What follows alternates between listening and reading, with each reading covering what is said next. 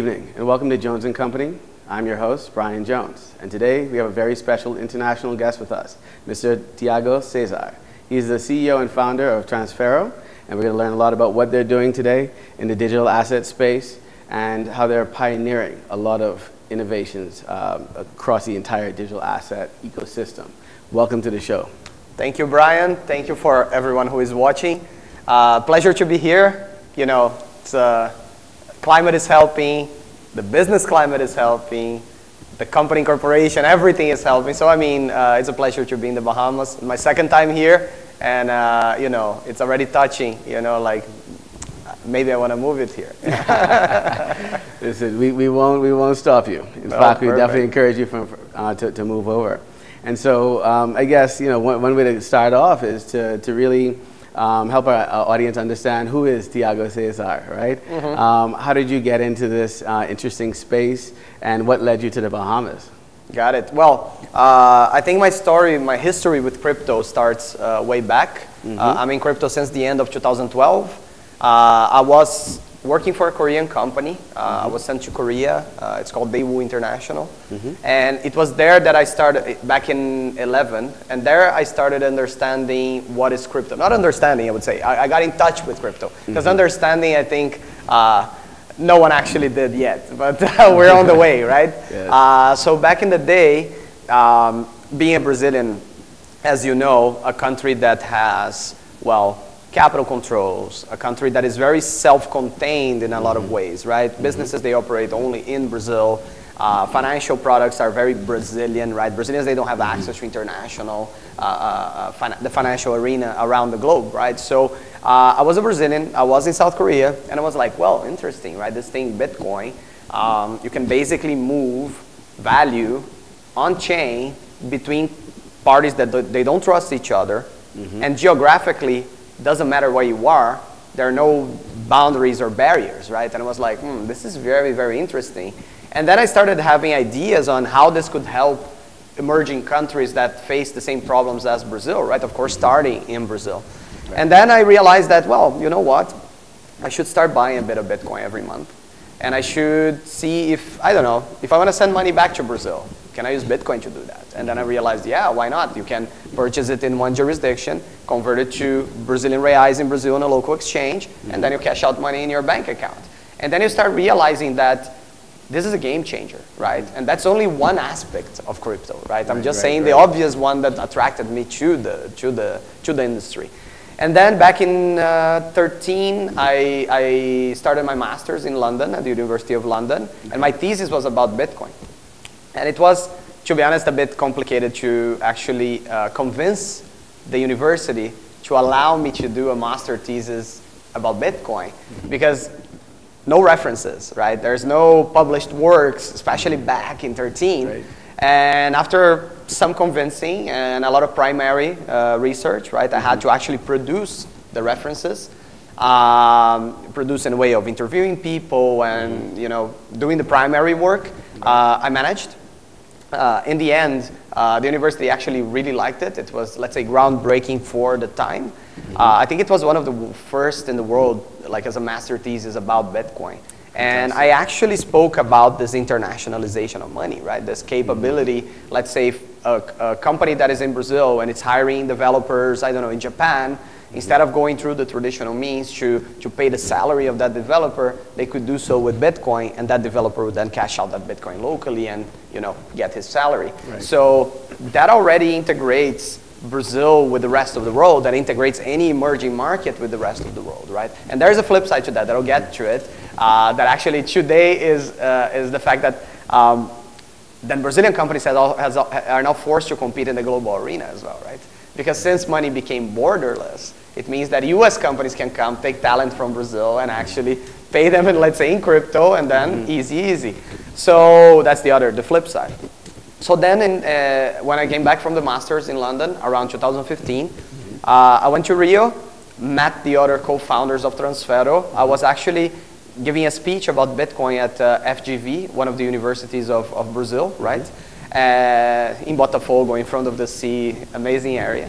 And it was there that they invited, hey, we're we're creating this payment gateway, and we need someone that knows about crypto to join and, you know, build this. Right. And then that's how Transfero started, right?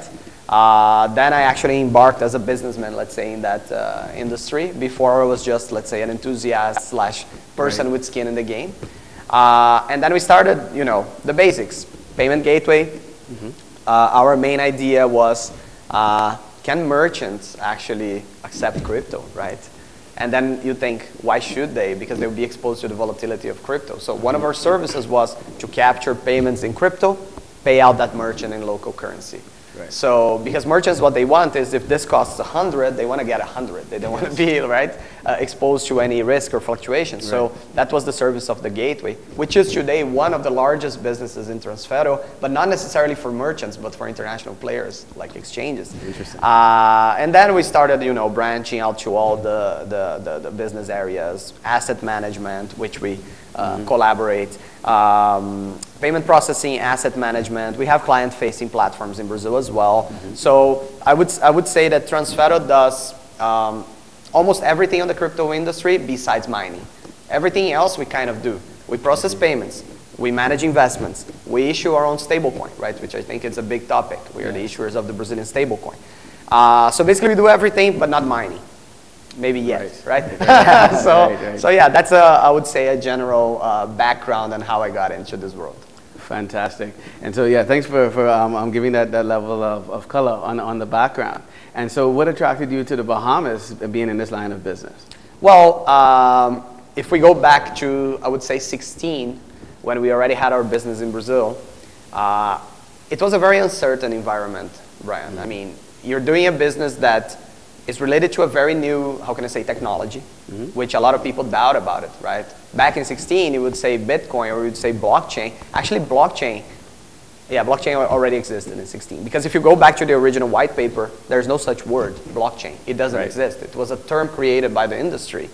Because I remember in 14, 15, if you said blockchain, people were like, what? Like, it was created, right? It was a chain of blocks. Not blockchain. That's right. And then 16, it was already, let's say, the accepted word by the industry. A bit of, as a counterpoint to Bitcoin itself, right? If you remember correctly, 16, 17 was the year that banks started reading and understanding about it. But they were a bit in that dichotomy of Bitcoin is bad, blockchain is good, right? They tried to create this natural separation to show that who is into the technology and who is into the, let's say, the things that Bitcoin became famous for, right? Or infamous. Maybe. Infamous, exactly. So the separation was there, was created, and it was a time of uncertainty, a time of like, number one, this business that I'm doing, will it last or outlast the technology that is underlying it? Number two, is it legal, right? Is it regulated? No, it was not regulated. It's still not regulated in Brazil now for the matter, right? So the reason why I ended up coming to the Bahamas is back in 2016, the regulator, the Central Bank of Brazil, invited us to give a speech at the central bank. And they said, come and explain your business. And you're like, who? Like, if the central bank calls you like that, there are two outcomes, right? Jail or not jail, right? It's 50-50, you know? Especially when it comes to financial matters, right? In countries that has capital controls or capital reserve oversight. And then I came to the central bank. They understood the business. They said, hey, what you're doing is by far not illegal. We understand it's a new technology. But can you please find a jurisdiction where the topic is already being regulated or will be regulated and bring those best practices into Brazil? So back in 17, we went to Switzerland. That was at the forefront of regulation about crypto, right? The Crypto Valley, Zug, everyone knows about it. But then Switzerland started, I would say, it had to comply with the rulings and I would say the bureaucracy that surrounds Europe in general, right? So it's not despite being a small country, and I would say a very agile country, it's also a very traditional country in many aspects, right? So Switzerland is great for rule of law, stability, you know, to have a base in Switzerland, let's say a company and an entity there, it's very beneficial for business. But 2020 came, 2021 came, and we saw that jurisdictions should be more agile, way more agile, because the technology, crypto changes every 6 months. I mean, not changes in its fundamentals, but changes what is hyping, what is trending, right? So you didn't hear about DeFi 2 years ago, but now DeFi is everything. So what I say by that is the Bahamas is proving to be one of the jurisdictions that can move as fast as the technology, right? And that's not a characteristic that many countries have or can have. Like, I never expect that to happen in Brazil. 200 million people, so many challenges that they have to think about before talking about crypto, right? I mean, the poverty, the access to banking, we have so much on the list that crypto is pushed way back, right? And Brazil, by being a producer like commodities and everything, it focuses on other industries, right? Whereas I see the Bahamas as a country that always had this tradition of providing financial services, as well as Switzerland. But the Bahamas saw the need to innovate and to adapt more than Switzerland did, right? Or faster. Or there is this need to be fast here. And I think it's a privilege for this jurisdiction because not a lot of countries can actually do that, and they can claim that. And as you know better than everyone, the regulators here, they actually not just, we're following crypto. They actually understand what they're talking about. It's extremely impressive. Like I always say that to Mrs. Christina Rowe when I meet her, hey, you are the real deal. You know what you're talking about. It's not just, crypto, yeah, heard about it, really nice, it's the future, right? No, they know what they're talking about, and that makes a whole world of difference. So the reason why we came to the Bahamas is this attunement between the regulator, the businesses, and the country to provide a safe and secure environment for companies that want to establish a crypto business, right? And that security is important for businesses like ours, right? We want to move from that scenario of complete uncertainty back in 15, 16 to a scenario of clarity, right? So now you have this, at least the beginnings of some regulatory clarity, a framework to work with, a safe jurisdiction, and you have the support of your domestic regulators in Brazil on your international approach. Help the viewers understand a bit more about your business itself. Some of the core areas. You mentioned you had the payment gateway. I think that part is very clear. What about the investment management side of your business, right? And then we'll eventually get to the stable coin, because I think that is very interesting as well. Got it. Yeah, the investment management is, I would say it's a business with a lot of faces, right? Because what is a crypto investor, right? It's either, we have some, right?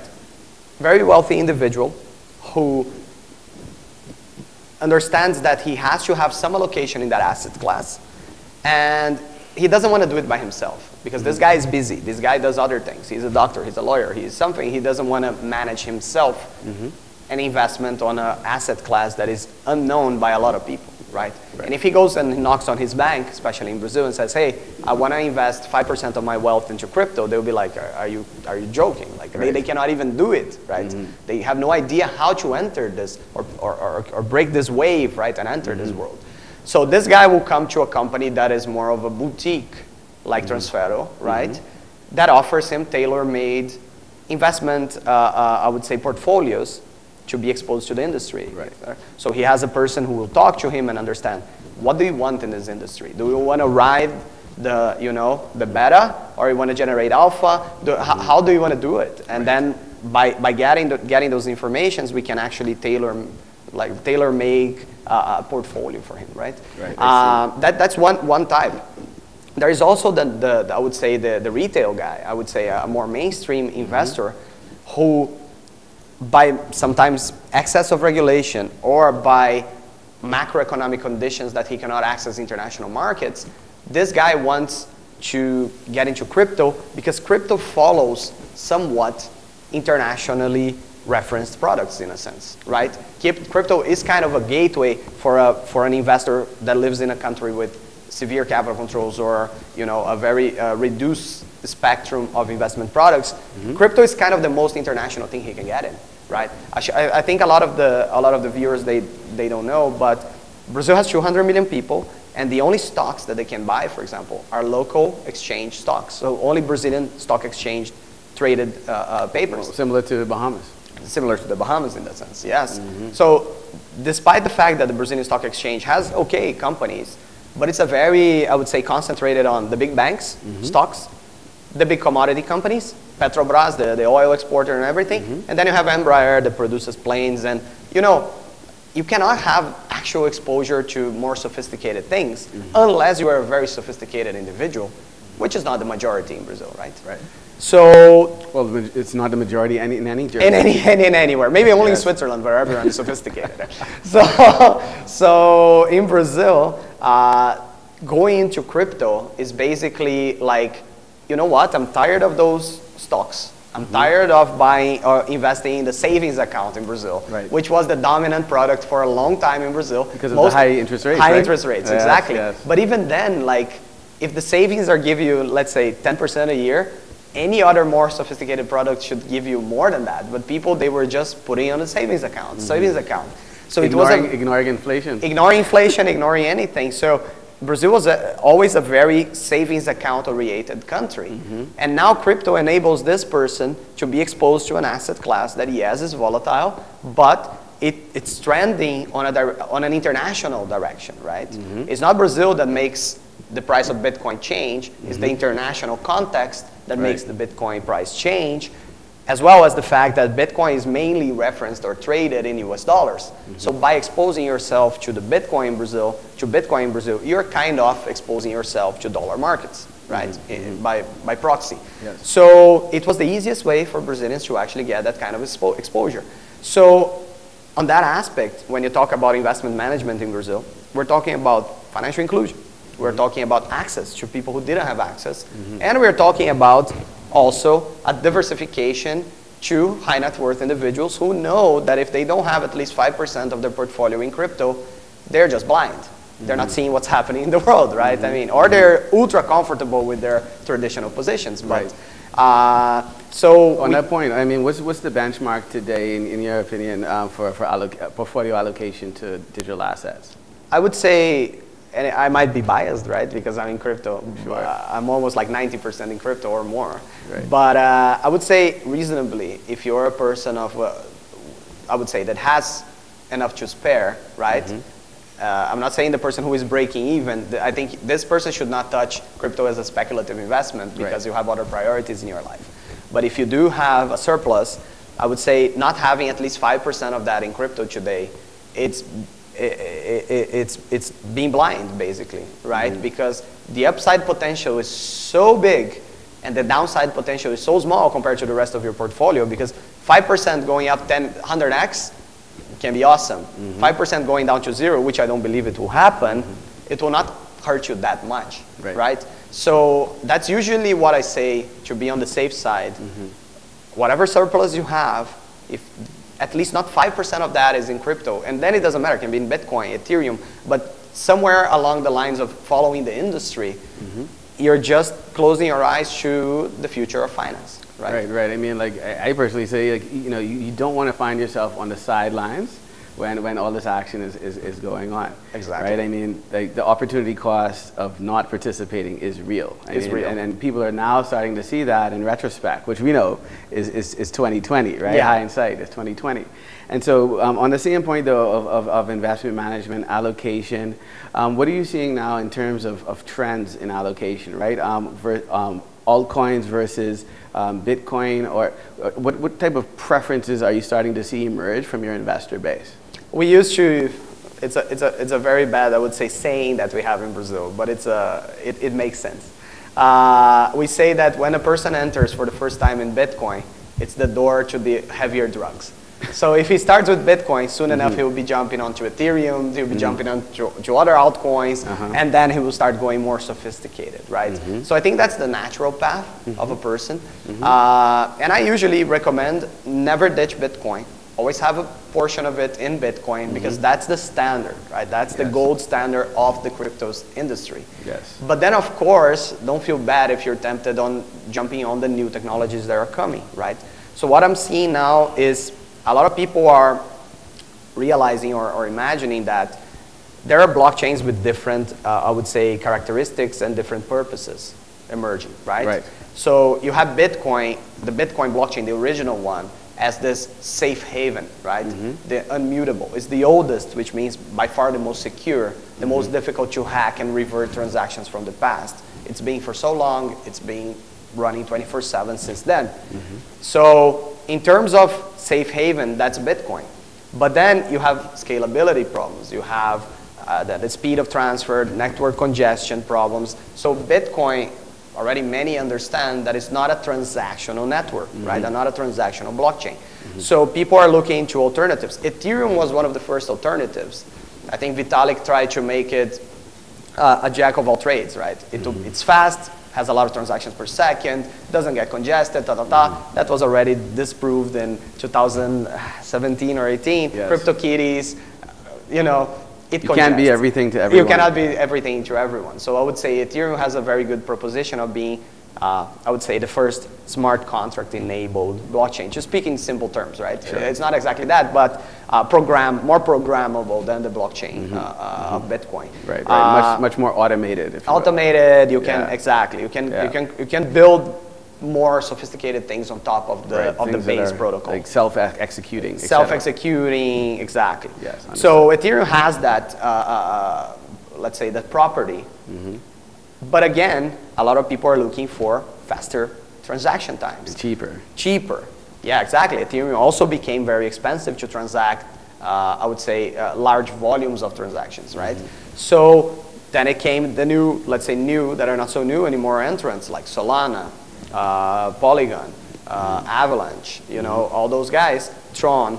And I think if you wanna pick your flavors of technology in this industry, there is a characteristic for every chain that might attract you and might make a case for your investment. So I would see that a lot of people are searching for this new use case, or I wouldn't say even use case, but this new technology that will unlock the potential of the whole industry, right? So it's not unfair to say a lot of people, they hold the majority of their position in Bitcoin, and then of course Ethereum comes as a second, and then the rest come, those are bets on speed, cost of transaction, so Solana, Polygon, you know, what platforms are enabling more DeFi applications to be built upon them, and then you buy the tokens of those applications. So then you start going down the rabbit hole, and I see people going, and they go really fast. Right. Before, people, they would be skeptical.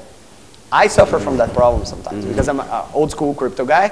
For me, Bitcoin is the standard, and I'm skeptical when I see new things coming, right? Because I went through the roller coaster. Yes. But these new entrants, they are less skeptical, and sometimes they are actually doing better off than the old school guys because they trust more and they see more the potential without the prejudgments that you can have, and they end up riding the wave. So it is what happened a bit with Dogecoin, right? How many people believed that a token or a crypto asset can actually exist only because it's a meme, right? What is the fundamental of a crypto asset that is just a meme?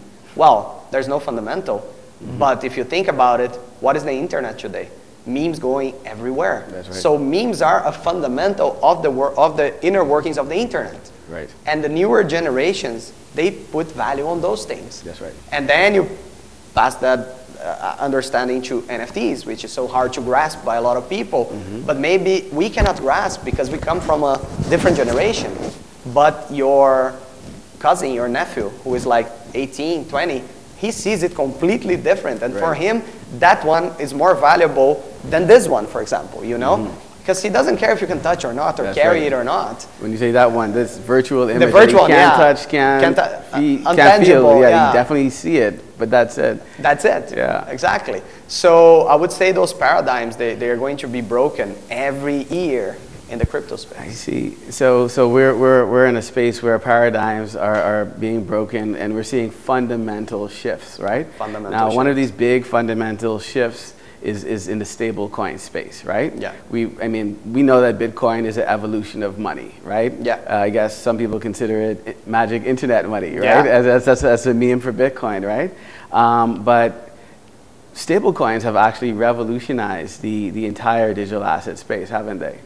Right? And so when we come back in our second segment, I want to take a deep dive into the world of stable coins as a emerging trend that's really gaining a foothold in the digital asset space. And beyond that, we'll explore some of the other trends that we're starting to see starting to emerge in this interesting environment, okay? Perfect. And so we'll be right back after this break. The first segment was brought to you by Agio Digital and Transfero.